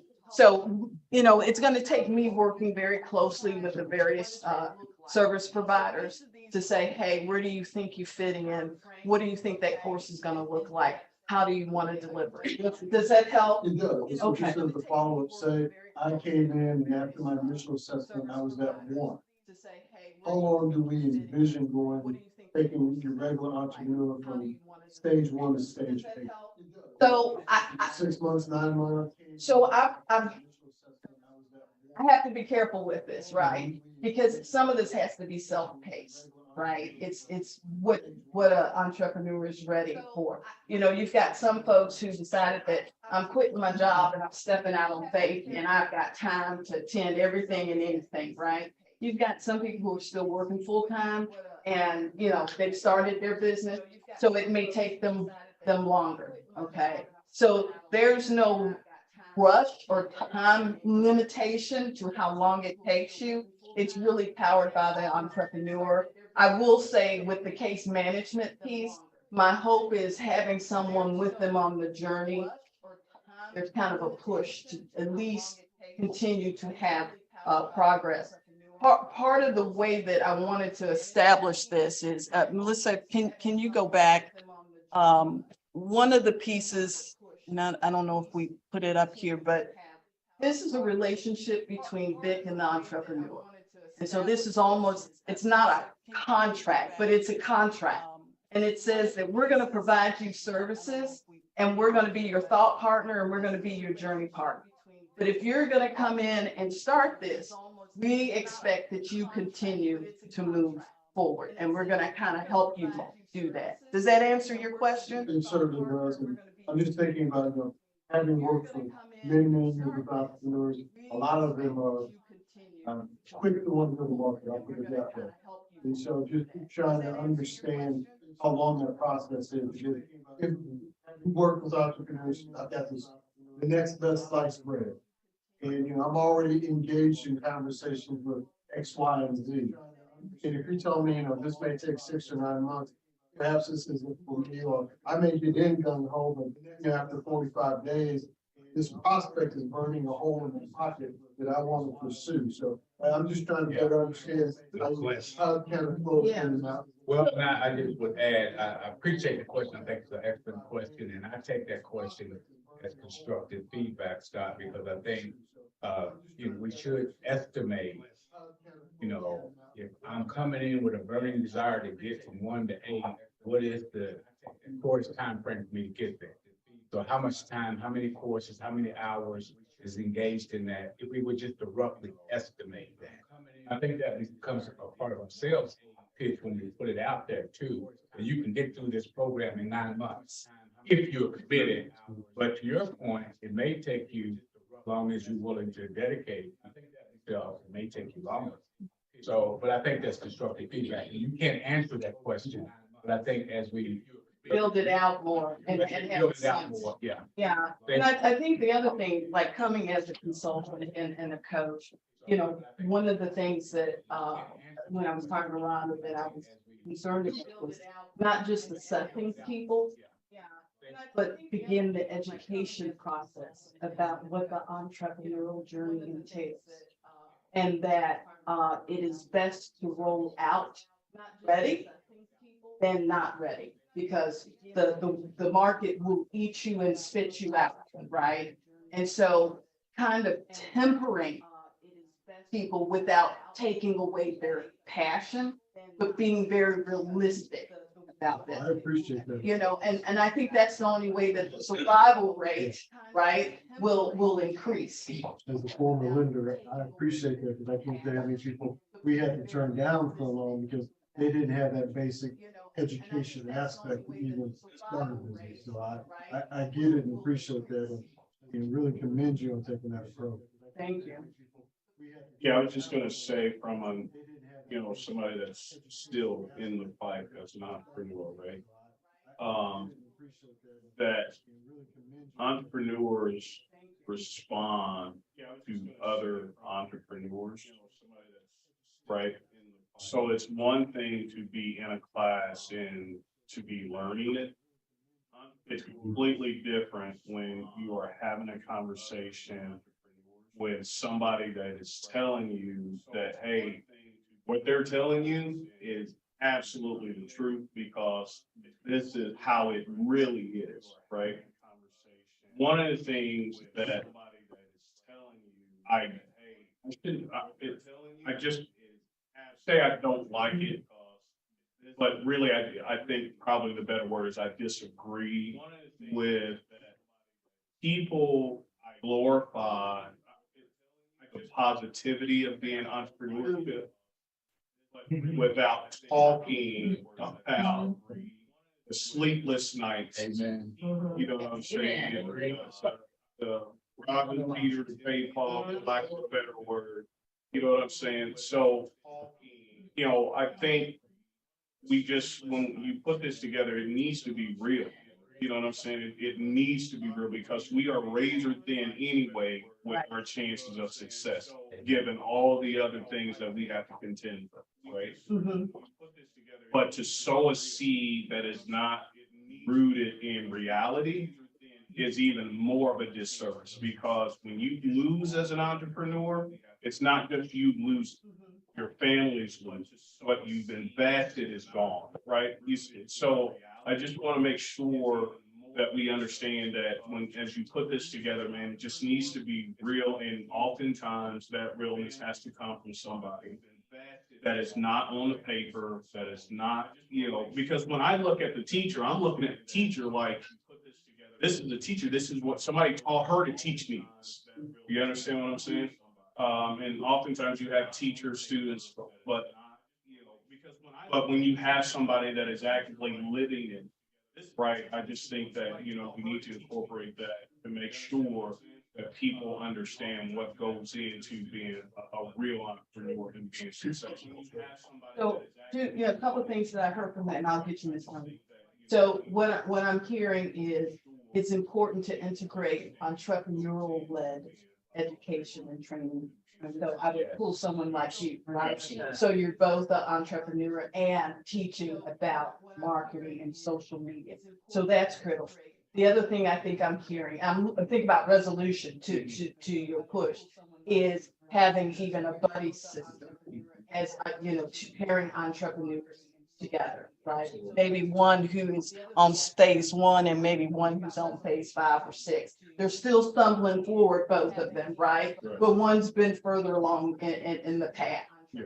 And so that there's a mentor both ways, right? The 5 mentors the 1, and there's a, 8 that mentors the 5. So I think I'm picking that up. The other thing I hear is that with assessment, there probably needs to be some type of onboarding before you step into this model that prepares you for what the entrepreneurial journey really is about. And like, I'm here with you because, one of the first things I do with clients is I do a level set. Okay. And they don't hear sunshine from me. They hear about all the things and it's not about things that can go wrong. It's about being in the thoroes of entrepreneurship. It's gonna mess with your mind, it's gonna mess with your heart, it's gonna mess with your health and everybody who's attached to you. We're not even talking about your money, okay? And then oftentimes you are the brand, regardless of the name of your company, and that comes with it, like a whole nother host of challenges.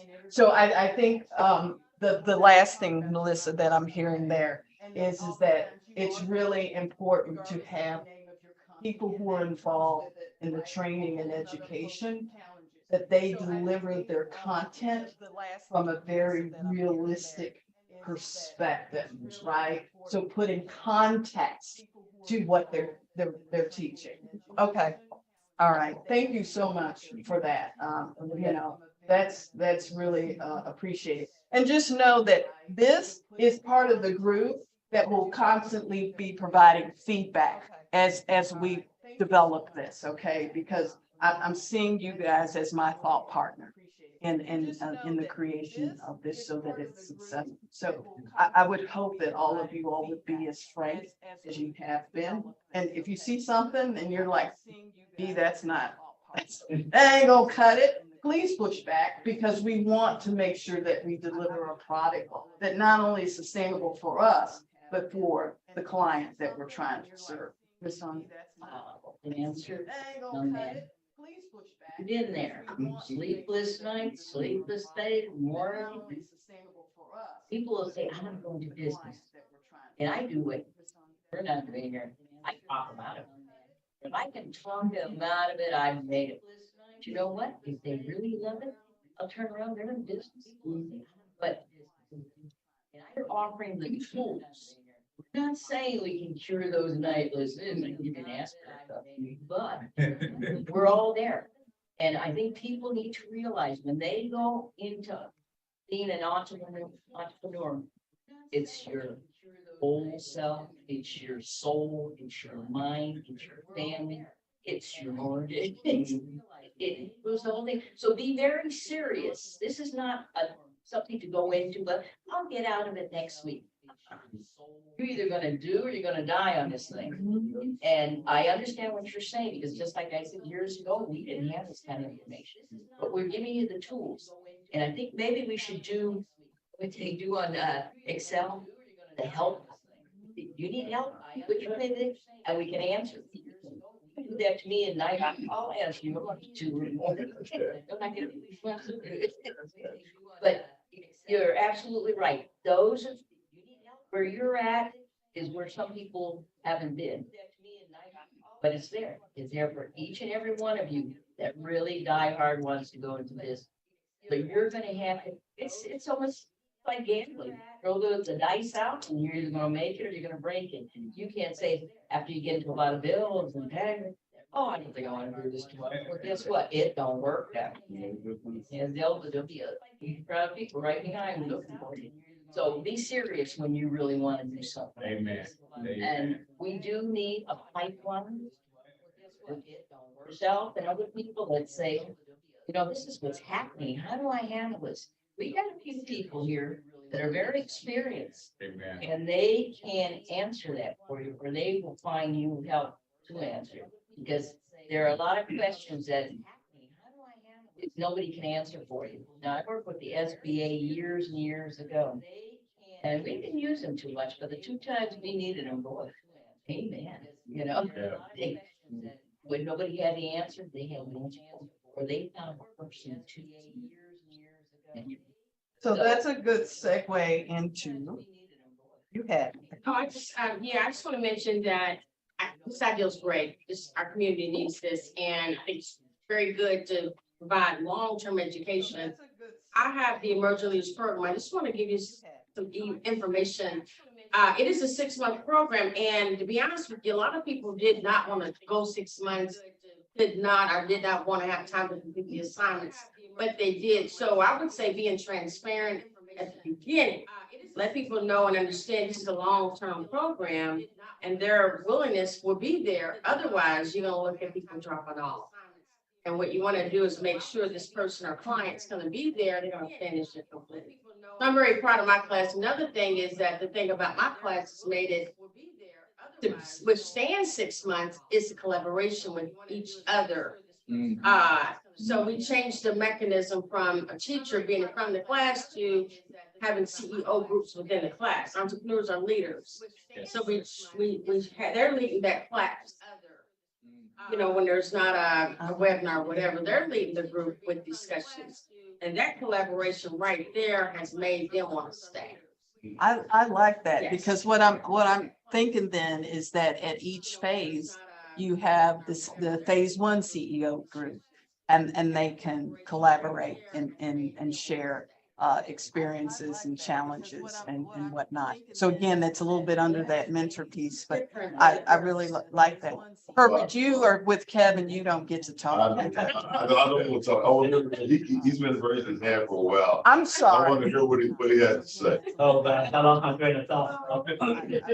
No, I think to the point, I think testimonials are critical in this. We want to hear from the community, people that look like us, have been through this journey, but again, to that point, talk to me about the hardship. Don't talk to me about the good stuff. Let me envision that myself. But talk to me about the hard stuff, and let me know if I can really put myself and my family and my mental health. I think that's the biggest thing. Mental health through what I'm about to go through in this journey. I think in the slide, I appreciate it. The 8 steps. I just again don't see anything with technology based. And to Ms. Rhonda Jones's point, some of the courses that we would offer, it would get you an idea of what to look like, right? SEOs. That's just a start. What about CRMs? What about, you know, other things that are out there? How about Internet of Things? And just the progress that are just so massive that maybe as an early entrepreneur, I'm thinking about it, it's just me and my wife. That's just a start. I can do with Excel. At some point, we need to go ahead and expand. At what point do we even, you know, present that information? I didn't see this. Maybe it isn't programmed in there, but maybe that's the talk that, you know. Well, I was gonna say, Ron got a few slides to get to. Okay. And you know about the partnership that we're doing. University, so let's talk about some of the early offerings, you know, that are coming up in the future slides. But you would definitely, so understand the rest of my work and research is connecting with each service provider to take a look at this and say, 1, what's missing, and 2, how do you line up? So you've given the push of technology. I would sit and say, okay, is that a whole nother step, or do I need to integrate some of your offerings throughout this model? So, no, go ahead. No, I don't think technology would be in each portion. If you're designing, let's go from a paper napkin to maybe PowerPoint. Okay. And maybe get really sophisticated. Let's start doing some coding. Okay. Right? Now, the next step, design, ideation proofing. I think we can incorporate technology in all of this. Okay. All the way through. All the way through, right? All the way through. So I think there's a caveat. I think at each point there should be how technology impacted us. Okay. How the technology. Maybe we don't have the answer. Maybe we go to them. I want to start a brick and mortar hamburger stand. technology might not be that critical at the start, but at some point, maybe in step 4, it's gonna be real, critical. You gotta present to stakeholders. I love You that. know, some Excel sheets with Sure. your business proposition, things like that. So I think it should be a step. Okay. And a follow on too, but just my thought. All right, thank you. Thank you. I just want to know, how are the people gonna be evaluated? Are they gonna like do an assessment where they're gonna self-evaluate, or is somebody gonna say, yeah, you're in step 2? Or are they gonna pick it themselves? Because somebody might think they're a 7 when they're really a 1. So again, I love these questions because I don't know yet, but it would seem to me, okay, that the way Rhonda and I were talking about this is that we would sit down with that individual and go through this set of questions and criteria, and then sit down and collaboratively decide, okay, what phase do we think you're at? Here's our recommendation. Where do you think you are? And really, in my mind, to your point, we have to allow the entrepreneur, right, to make their own decision. So we can give the recommendation that maybe you need to start at 2, but they think that they're ready for, 3 or 4. Okay. What I suspect is, given the feedback that, we've received tonight, that if they're not ready for it, they will soon figure that out, right? And along with, don't forget, there's that case management piece. So there's someone that's assigned, there's mentoring built in. So I think there's some, we're gonna have to build some fail safes of people being a bit too exuberant, and thinking they're ready for things that they're not. But here's one of the things I want to say, because I'm kind of picking up a little bit of this with the questions.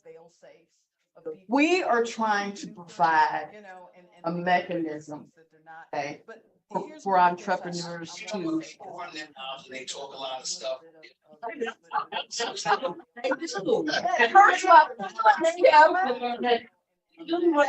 That wasn't me, that was Stephen. I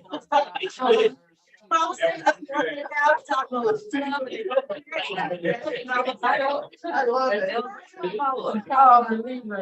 I think, to your point, one of the things that I want to make sure that I convey here is that we're not making any promises here.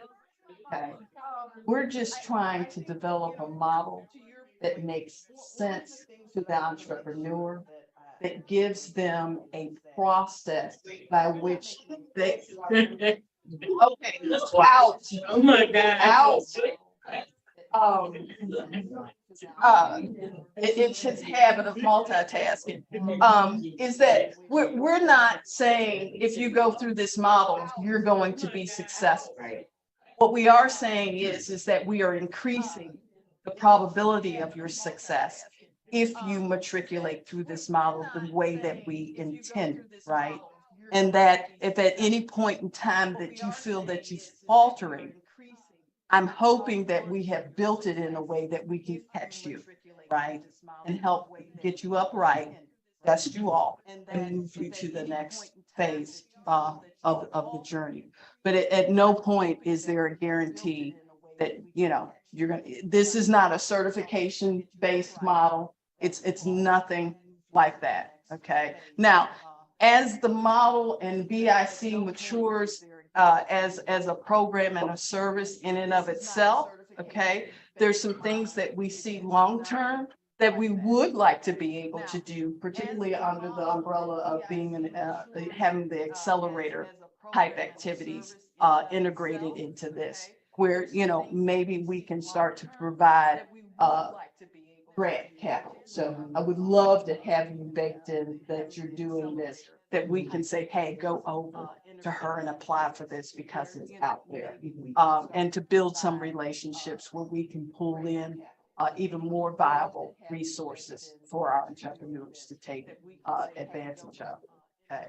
But, this is in its infancy. And I think one of the things, when Kevin asked me to come and really work on the BIC with Herbert, for us to really grow and scale this, was to build the infrastructure for it. Okay. Because this is not funded. Okay. And so we're starting with our community, and we're trying to capitalize on its collective skill sets and resources. integrated into the model. And then as BIC itself matures, that also the model capability and capacity matures. Okay. Any more questions, input, feedback from you guys? It's about cost. I haven't heard anything about how much the program costs.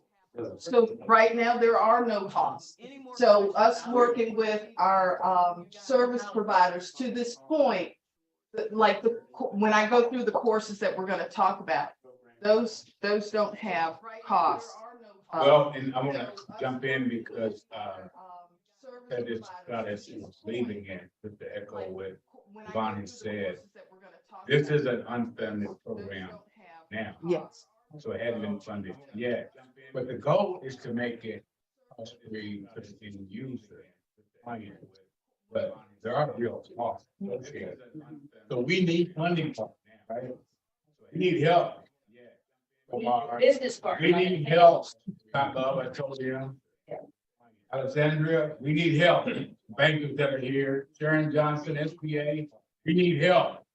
We need help that anybody that would want to partner, co-brand, collaborate, adopt us as a emerging enterprise. I mean, this, we're being very transparent tonight.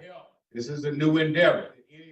It isn't funded, but we know that it meets a need, a demand in our community. We know it responds to a problem statement that none of us are happy with. And so if we can collaborate, connect the dots, organize the resources, this is the opportunity to do it. And so I really would ask anybody who has an idea about funding this idea, and thank God we got Bond because she can operate on a lot of levels for us. She's got ideas about how to get some funding. We're going to ask her to help us with that as well as others. So Keisha Allen, we need help.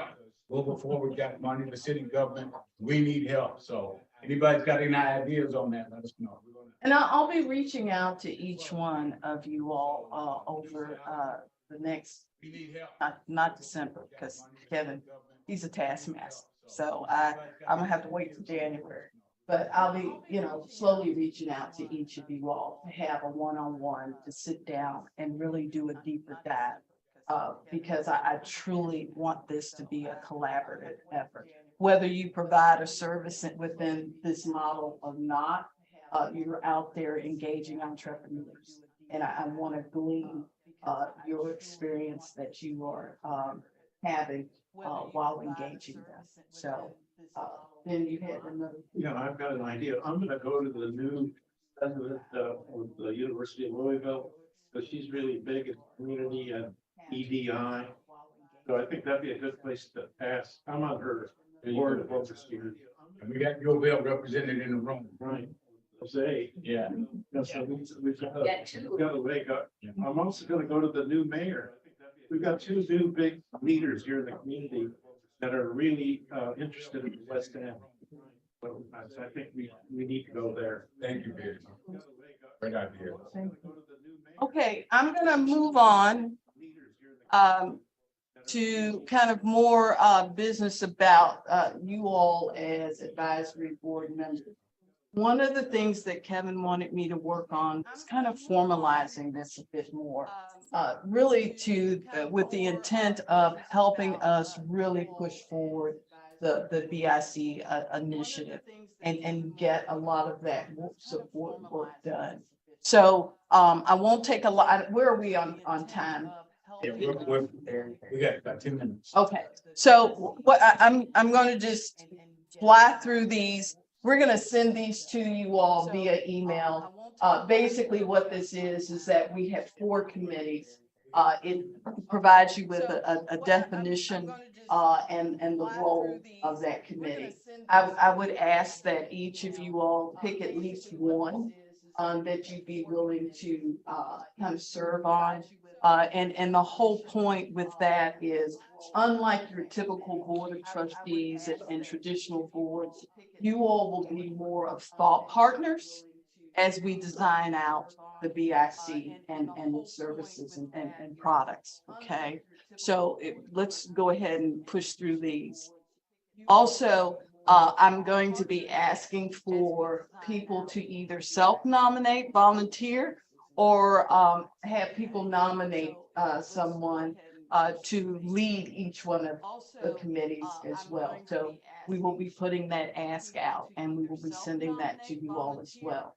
There is a questionnaire that came with the invitation, and I'm going to plead with you all to take the time to fill that out because that's providing me with some of the data and information I need. Kind of go to the next steps with the BIC work. This is, and we'll send this out and share this with you all. But what I would like to be able to do is to meet with you all at least once a month to reconvene. One, update you on progress, but again, to get your input as thought partners and thought leaders in the community around entrepreneurship. So this was to just kind of give you an idea of the meeting cadence. Okay. They'll be virtual meetings? We can, yes, we can do both. We can make them virtual and then we can have them located here. Okay. This is the course catalog build out that Kevin was talking about. So when we started in May, we were very fortunate to have a number of service providers who came on deck and provided some training to some of our entrepreneurial clients for LCCC. And so these are some of the, we've confirmed with the SBA, working on with the business administration on some of their courses. And then you see some of the things that are in the works. What this will eventually mature into is an entire, what would be like a course curriculum. Okay. And that's lined up against each one of those spaces. Okay. But right now, we're just offering training kind of ad hoc approach until I'm able to start really aligning the courses against the model. Okay. And so I've kind of gone over next steps, but again, we'll share that with you. I think the biggest thing is that we really need you all support. I would ask that, you know, if you can attend the meetings, it would be so much appreciated. But most importantly, when I reach out to you all individually, for me to be able to get on your calendars and spend some time with you chatting. Okay. I want to thank everyone for coming, and I appreciate you all's time. I will give it back over to Kevin, but I will say that I'm very excited to be working in this space. I've spent my career in government, from federal to state to local, in political appointed roles. And so I'm really familiar with the landscape and the fabric of not only Louisville, but the state. I'm a policy wonk. I'm a trained economist. And so I look at the world a little different. And then I'm an Aggie. So a lot of people are surprised, but I grew up on a farm, and my both degrees are in agriculture. I'm an agricultural economist by trade. So I kind of, you know, I come at this uniquely, but my family owns 2 businesses, and I understand the struggle and I understand the journey. And so this comes from my heart, like this, the real deal. Like, you can't pull it over me because I've seen it all. And I think, you know, that is the value that I think Kevin sees me bring to this effort, is that I grew up as a young entrepreneur. I am an entrepreneur, but I've also been on the other side where I've been responsible for managing programs to provide services. So I hope you all find that of value as well as we start to develop relationships and really build out the BIC. So thank you very much.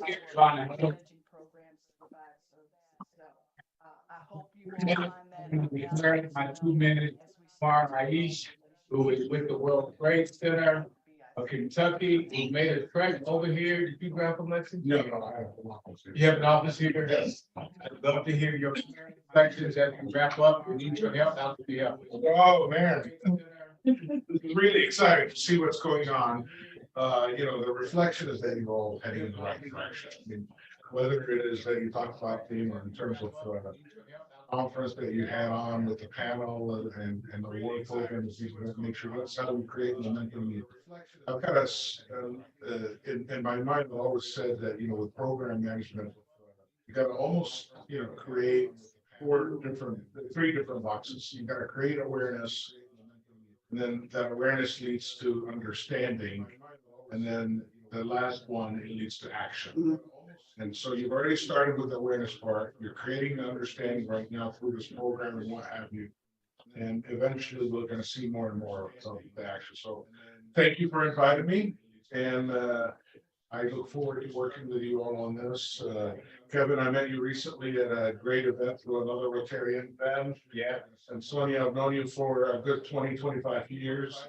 It's good to be back here and connect with all of you. And I look forward to figuring out a way to make this happen. Thank you. Thanks, everybody. A motion? There's a motion. Second. Michelle is there. Thank you, guys. Thanks, everybody.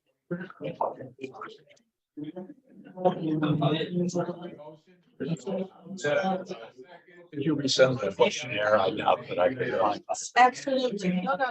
We'll definitely send out a couple of things. Woodsville, Missouri. Yeah.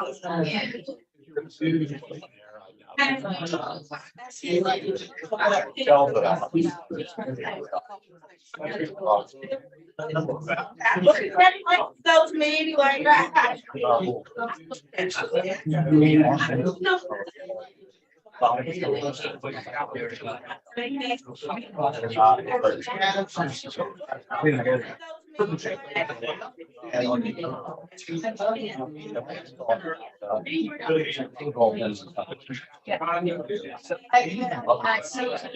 That building that looks they manage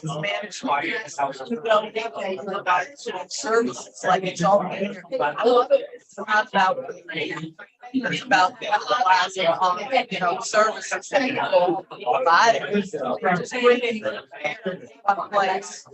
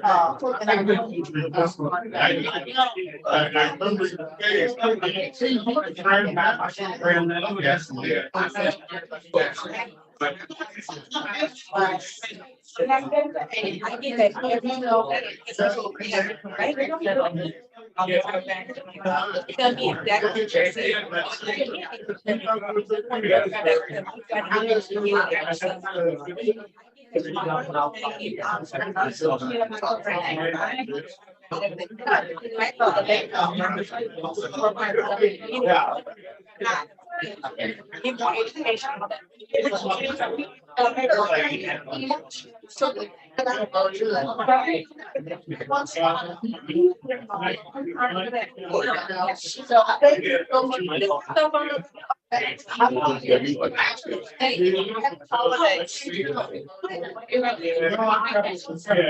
putting together.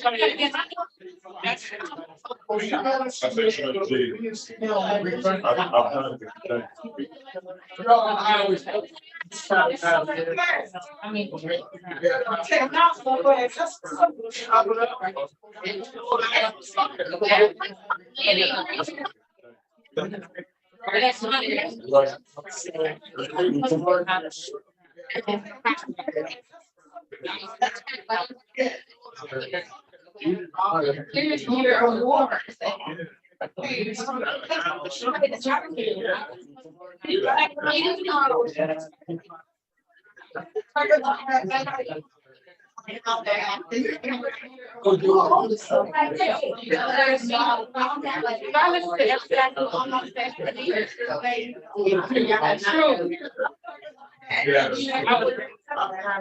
Yeah, got large and I come.